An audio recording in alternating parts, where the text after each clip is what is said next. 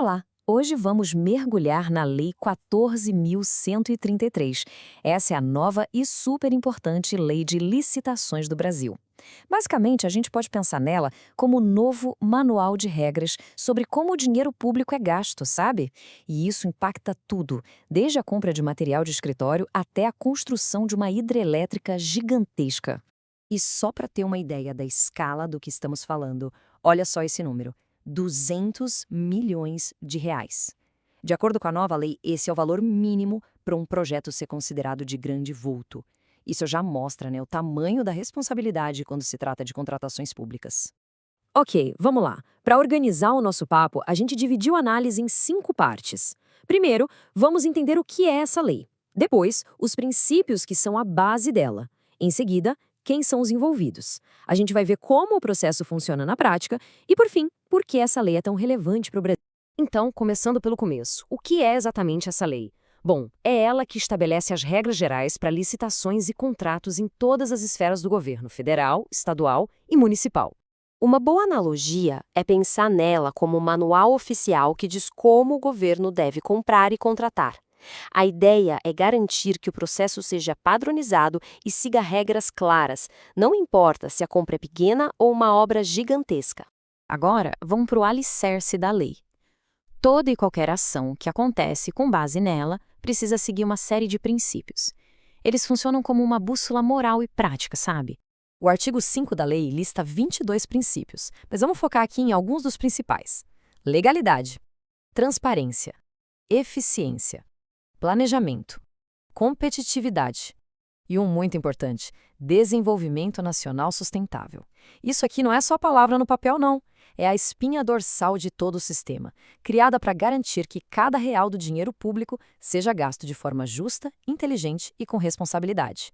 Certo. Para a gente entender o processo, precisamos saber quem são os jogadores.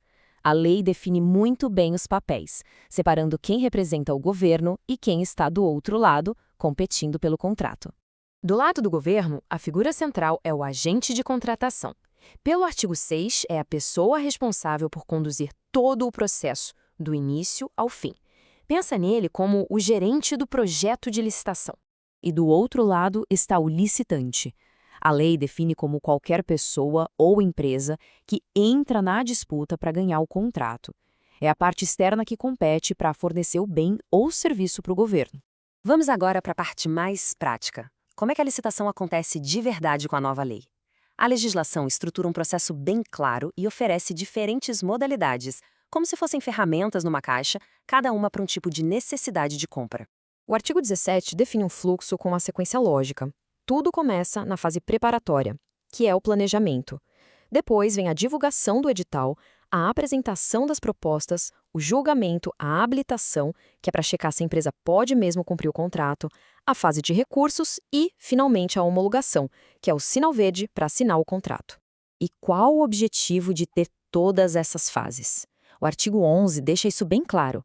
O ponto central é selecionar a proposta que traga o resultado mais vantajoso. E atenção aqui, hein? Não se trata só do menor preço, mas do melhor valor geral para a sociedade. Essa flexibilidade da lei fica nítida nas diferentes modalidades que estão lá no artigo 28. O pregão é para coisas comuns, a concorrência é para projetos mais complexos, o concurso é para trabalhos artísticos e o leilão serve para vender bens públicos. E tem uma modalidade nova que é bem interessante: o diálogo competitivo. Essa é uma das grandes inovações.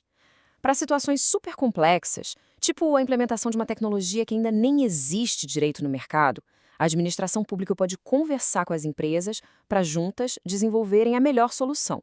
Só depois é que a proposta final é apresentada. É uma ferramenta muito poderosa para a inovação.